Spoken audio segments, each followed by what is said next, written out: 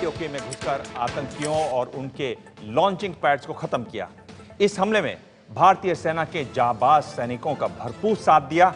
Indian space research organisation यानी इसरो ने, इसरो के इस आंख ने काउंटर टेररिज्म ऑपरेशंस के तरीके को ही बदल दिया है और भारत दुनिया के अब उन गिने चुने देशों के बराबर है जिनके पास ये सीक्रेट आंख है। जनमन स्पेशल।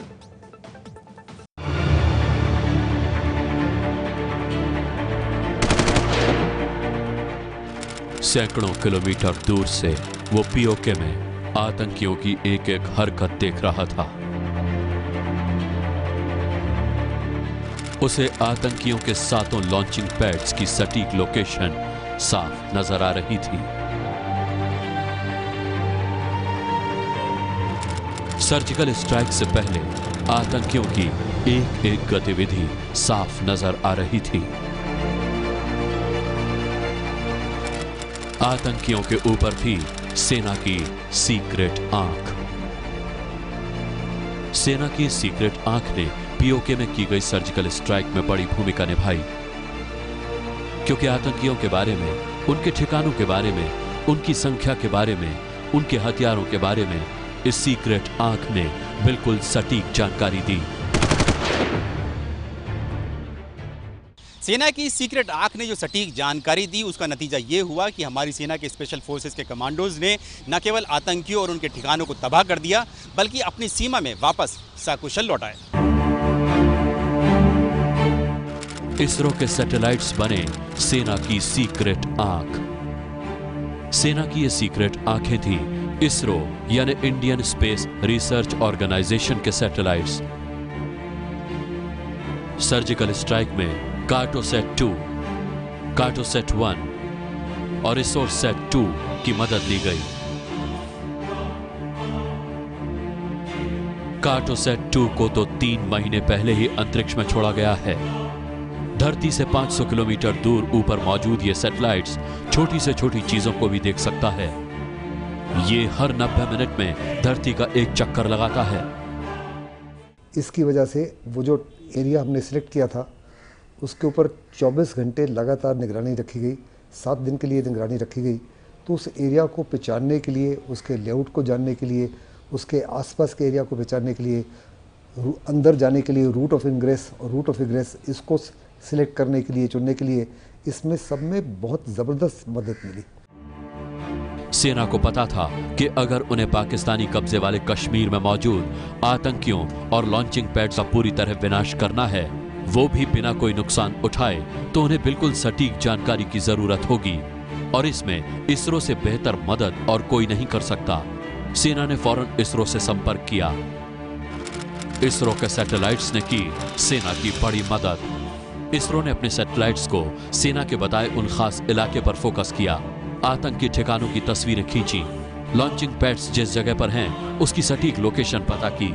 फिर इन तस्वीरों और लोकेशन के डेटा को सेना के पास भेजा गया। सेना के पास अब आतंकियों की बिल्कुल सटीक जानकारी थी, जिनकी मदद से स्पेशल फोर्सेस के कमांडोज ने आतंकियों पर हमला कर दिया, उन्हें मार गिराया, लॉन्चिंग पैड्स नष्ट किए और सकुशल वापस आ गए। पूरी सर्जिकल स्ट्राइक के दौरान इसरो के ये सैटेलाइट्स सेना को जानकारियां उपलब्ध कराते रहे। तो इसरो के सैटेलाइट की को पोजीशन किया गया था खास तौर पे उस एरिया के ऊपर नज़र रखने के लिए। द फैक्ट कि वो हर समय हमको 24/7 कंप्लीट इंफॉर्मेशन दे पा रहे थे, बहुत बड़ी उपलब्धि है हमारे लिए। इसरो न केवल पाकिस्तान में मौजूद आतंकियों और उनके ठिकानों पर नजर रखती है, बल्कि सेना को नेविगेशन सिग्नल भी उपलब्ध कराती है।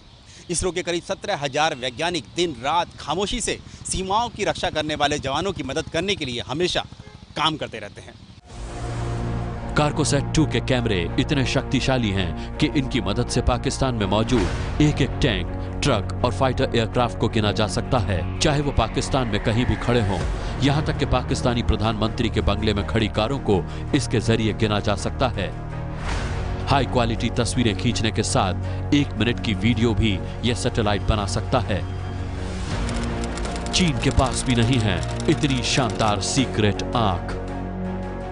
यही वजह है कि भारत की इस ताकत से पाकिस्तान को हमेशा डर लगा रहता है। चीन के पास भी ऐसे सैटेलाइट्स हैं, लेकिन वो भारतीय सैटेलाइट्स के सामने कमजोर हैं। पाकिस्तानी सुरक्षा विशेषज्ञ भारत की इस बढ़ती अंतरिक्ष ताकत को बड़ी कामयाबी बताते हैं। इंडिया इस मैदान में बहुत अरसे से जा चुका है। उनकी जो एयर एक्टिविटी है वो एरोस्पेस के साथ अब रिलेट हो चुकी है। वो स्पेस की बात कर रहे हैं, एयर की बात नहीं कर रहे, वो स्पेस की बात कर रहे हैं। अंतरिक्ष में फिलहाल भारत के 33 सैटेलाइट्स चक्कर लगा रहे हैं और एक मंगल ग्रह की कक्षा में मौजूद है। इनमें 12 संचार उपग्रह, 7 navigational satellites, 10 earth observation satellites और 4 वेदर सैटेलाइट्स हैं। भारत की इस ताकत के आगे पाकिस्तान कहीं भी किसी भी मुकाबले टिक नहीं पाता है और यही वजह है कि पिछले कई सालों से भारत इसे मजबूत करने में जुटा हुआ है। इलेक्ट्रॉनिक वॉरफेयर जंग में कितना महत्वपूर्ण होता है, इसका जीता जागता उदाहरण है अमेरिका और रूस।